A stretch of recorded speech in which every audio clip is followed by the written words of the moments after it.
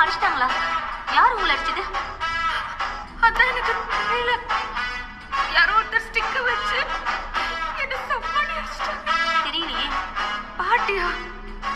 அது யாருன்னு கொஞ்சம் காட்டு. வாங்க மேடம், இந்த பாட்டியை தான் நான் உங்க ரூமுக்கு வெளியில பார்த்தேன். இந்த பாட்டி அப்பாவுக்கு தெரிஞ்சவங்க. இவங்கெல்லாம் அந்த மாதிரி பண்ணிருக்க வாய்ப்பே இல்லை. சரி நீங்க போங்க. என்னம்மா, என்ன பிரச்சனை?